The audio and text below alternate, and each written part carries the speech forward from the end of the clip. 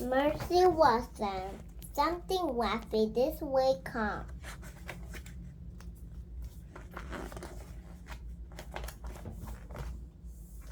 Chapter 1. Mr. Watson and Miss Watson have a pet named Mercy. Mr. Watson, Mrs. Watson, and Mercy live together in house at 54 Dakota Drive. One Saturday afternoon, Mr. Watson said to Mrs. Watson, "My darling, my dear, there's a movie at the video called When Pigs Fly." "When Pigs Fly," said Mrs. Watson, and parent title. Mercy, did you hear? Mercy did not hear. Mercy did not hear because Mercy was not listening. It says here that when you proudly serve a real butter, says Mr. Watson. "Oh my," said Miss Watson, "real butter." Mercy pricked up her ear. She was listening now. Mercy loved butter. She particularly loved butter on hot toast, but she would take butter any way she could get it. "Yes," said Mr. Watson. "It says here that the butcher proudly serves real butter on every bottom last bucket of popcorn." "Bottom last," said Mrs. Watson. "Bottom last," said Mr. Watson, "which means all you can eat, said Mr. Watson. "That's a delight compact." Mercy thought that all you can eat was a very delight compact. "Let's go to the movies," said Mr. Watson.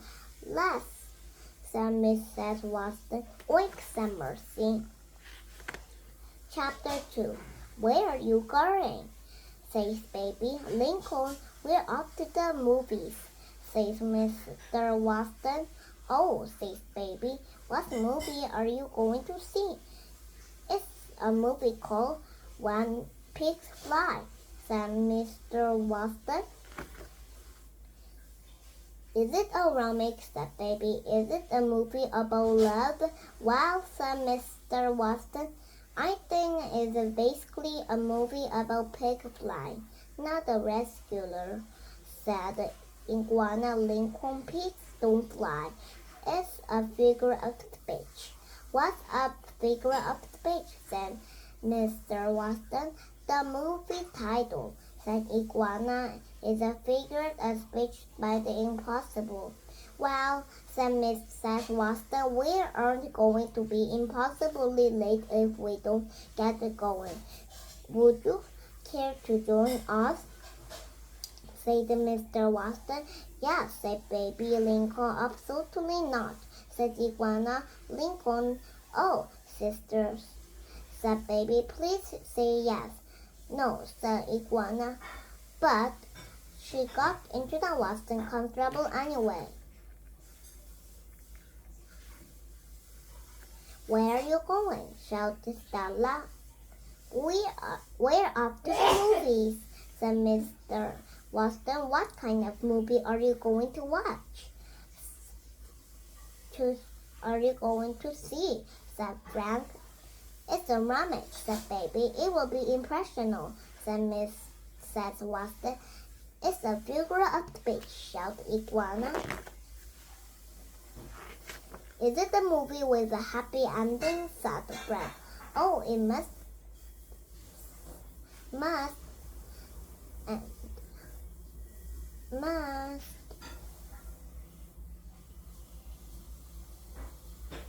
Oh, it must end happily," said Mrs. Watson. "Can we come too?" said Stella. "The more, the merrier," said Mr. Watson.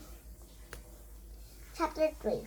Police Officer DiCamillo had the night off. Officer DiCamillo was the Detroit Drive, and he was with his wife, Mrs. Officer DiCamillo. They were in the front row.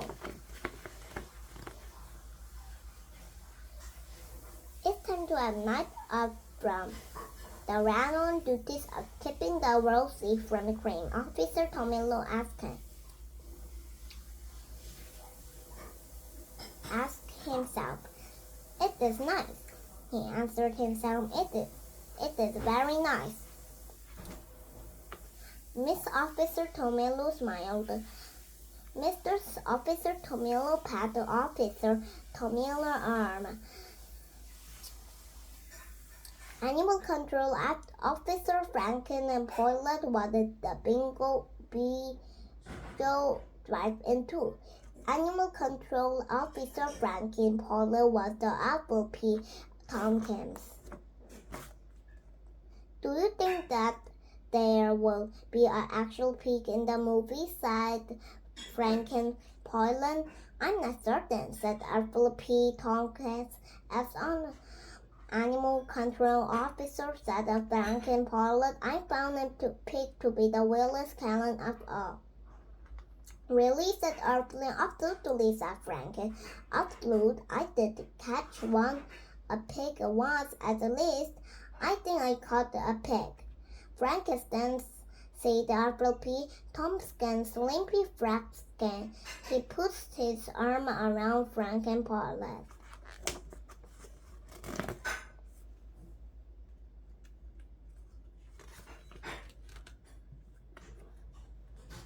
Chapter 4. Leonardo was a small man with a big dream. Leonardo wanted to be a cowboy, but for now, Leo was working at the Bijou driving control stand. Leonardo was selling bus-less buckets of popcorn. Yippee-oh, he shouted. There's nothing false. That's right. It's real butter. False. Top quickly, bottom left, and out of this round. Yippee-oh!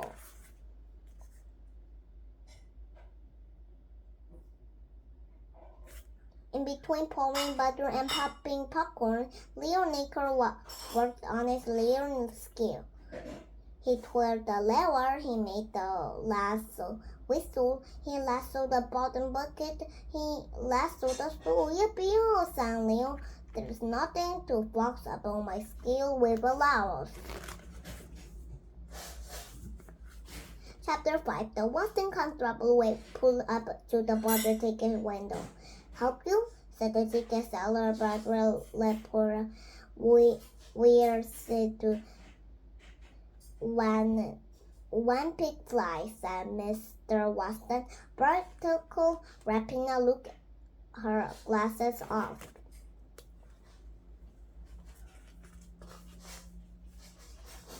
My partner, me, and only said the battery lapon, but I'm seeing kind of wacky. Is that the pig in the basket? Said Wackle. Her name is Mercy, said Mr. Weston. She is our darling and our dear, said Mrs. Weston. I'm not sure pig are load up and go, said Breto Leopold. Actually, said Mr. Weston, she is Porkin Wonder. Do you allow Porkin Wonder? Porkin Wonder, said Battery Lapper. Yes, said Mrs. Weston. Breto Lapper blinked. I don't think there's an animal against Porkin Wonder. She says excellent, said Mr. Weston. Good evening to you then. Breto Lapper blinked again. She adjusted her glasses. Wonky, said Breto Lapper. Wonky is in experiment. Chapter 6. Mercy put on her snout up in the air. She sniffed. There was a wonder smell. There was an incredible smell. The wonder incredible smell was everywhere. The wonder incredible smell was butter. Mr. Weston said, I think it's time for a boneless bucket. Frankie, why don't you go and get some treats for the ladies?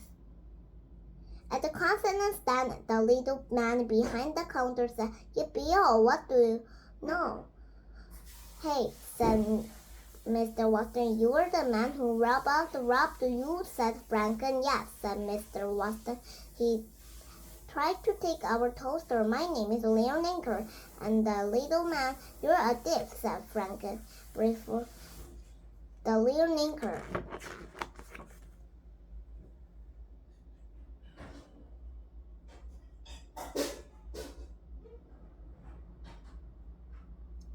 I'm out for a deep study to be a cowboy. Well, good for you, said Mr. Ninker. And said Mr. Watson, we would like swapping a bottomless bucket. Butter on those buckets, said Leo. We would like a great deal of butters on those buckets, said Mr. Watson. Yippee-oh, said Leo. That's the way we go. Chapter 7. The smell of the butter was absolutely everywhere. The smell of butter was driving Mercy wild. There was the butter smell coming from. Mercy thought she would go and good dressed. She lived out of the comfortable. She moved with a purpose. Was there anything more happy to be hot on the trail of true butter smell? Mercy did not think so. She trudged faster. Mercy Watson was on a mission. Chapter 8. Hey now, said Evelyn P. Tomican. Speaking of pig, isn't that a pig right there? Where? Said Frank and Paula. There. The Evelyn P. Thomas, he pointed at the pig that was trotting past the track. The pig had snowed up the air. The pig looked very happy. That's a Frank and Paula is the pig from Duck Drive. I have dealt with the pig before. I wonder what the pig is doing at the movies, said Arthur P. Thomas. That's a good question, said Franken. That's the kind of question that only an animal control officer can answer. Fantastic, said Arthur P. Thomas. Don't make any sudden movement, and said Franken and Paula. She reached into the back of her truck. If you want to see an animal control officer in action, said Frank and Paula, follow me. Fantastic, said Arthur P. Thomas silently. Fantastic, I'm right behind you. Chapter 9. Mercy stopped. She sniffed. The butter smell was very strong. The smell of butter was very near. The smell of butter was coming from the back seat of the station wagon. Mercy stuck her head in the window. She sniffed again.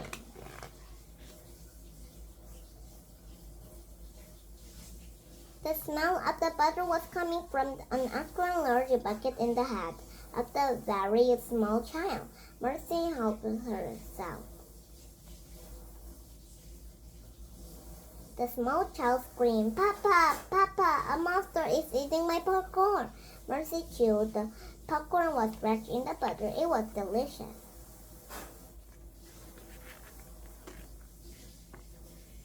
A man stuck his face in Mercy. Snowed. What do you think you're doing? The man said. What did Mercy think she was doing? She thought she was enjoying buttery snap. Get out of there, shouted the man. She gave Mercy very forceful shove. Purple went flying everywhere. Mercy thought the purple it was time to move on. Chapter 10. In the front row of the Beetle Drive-In, Officer Tomolo sat up straight in his seat. Officer Tomolo said, Did you hear that, Miss? Says Officer Tomolo said nothing. What's that scream of disgrace? Said Officer Tomolo. It sounds like a scream of disgrace, he answered himself. Is someone in trouble? Officer Tomolo asked me. Miss Officer Tomolo said nothing.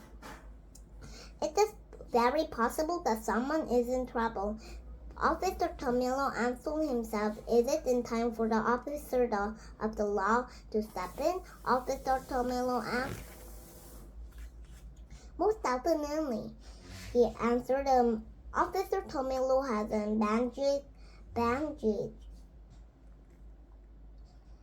around his neck. He got his bullhorn from the backseat. He kissed Mrs. Officer DiCamillo goodbye. He said, "Am I off to make the world a safer place?" "I am," he answered himself. "I'm most definitely off to make the world a safer place." Officer DiCamillo waved goodbye.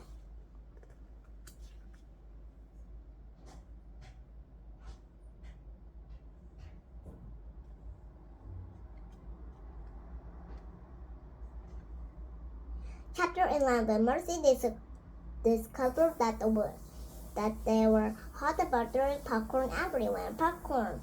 Every car had an open window. The popcorn was buttery. The popcorn was crunchy. The popcorn was delicious. Mercy helped herself. She helped herself again and again. People screamed. People laughed. People fainted. Mercy kept eating.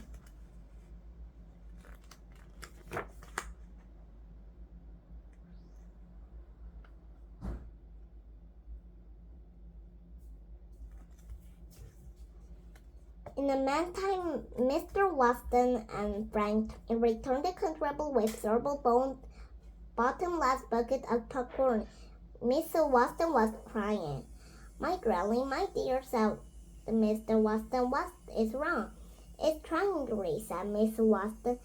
"I wouldn't exactly call it a tragedy. An iguana Lincoln Mercy is missing," said Stella. "Don't worry, said Mr. Watson. "We'll find her. I'll wait here. If you don't mind," said Iguana Lincoln. "I'll help herself to some hot buttery popcorn."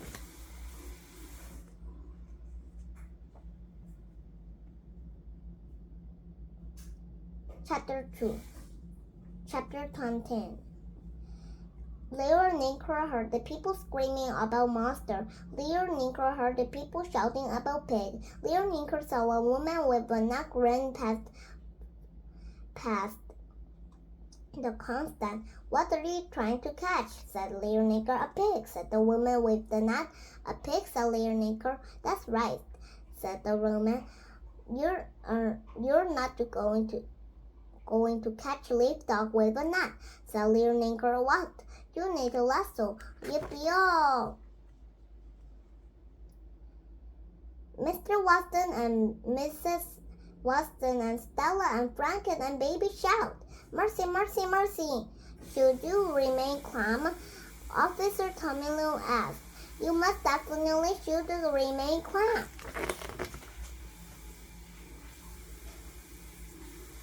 At the ticket counter, Bracky Lepono looked at the glasses off and put them back on. "Wonky," said Bracky Lepo, walking in the extreme. "Maybe some kind of emergency. Maybe I should call for help." She picked up the phone and Bracky Lepono dialed the fire department.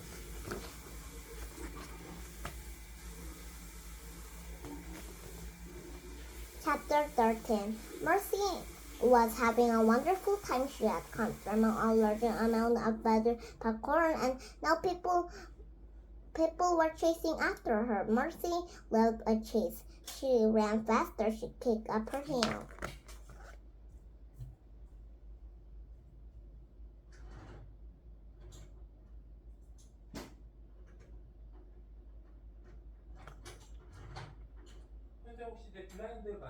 "Gotcha!" shouted Frank and Pauline. Frank and Pauline need not. Officer DiCamillo, yippee-yo! shouted Lincoln Naker. He loves Frank and Pauline. "Fantastic," said Olive P. Thomas.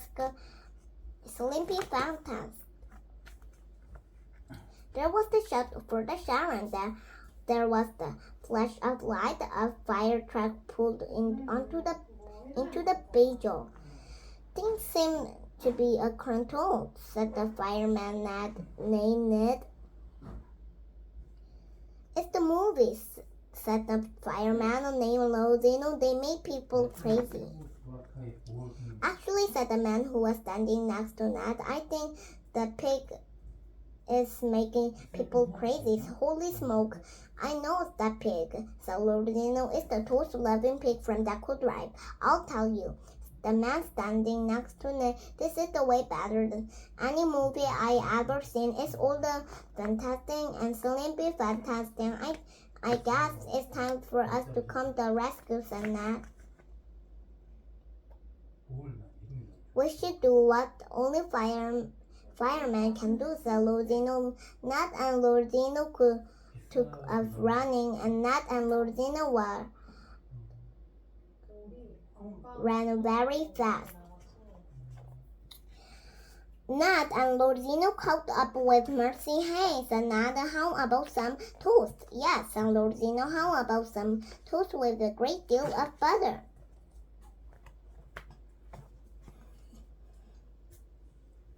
Mercy stopped running. Mercy sat down. Mercy thought very hard. Toast sounded like an excellent idea to her. Toast always sounded like an excellent idea to her. Ned sat down to Mercy. He put arm around her. Oh, said Mrs. Watson, you found her. How will we ever be able to thank you for helping us locate our darling, our dear, said Mr. Watson. Well, said Ned, I'm a little hungry.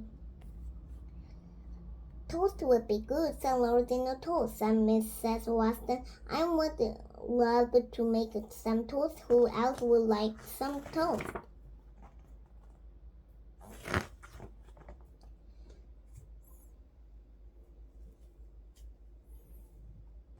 We never did get to see that movie, said Stella. I wonder if it ends happily, said Frank. Well, said Mrs. Watson, here we are all of us together, and we're all eating toast, said Mr. Watson. I can imagine a happier ending than that, said Mrs. Watson. It's the happiest possible ending, said Baby Lincoln. It's almost like a love story. It's a love story, said Mr. Watson, and it's impressionable, said Mrs. Watson. The end. Wow, you awesome reader, Ellie. Ciao, you can say. Bye-bye.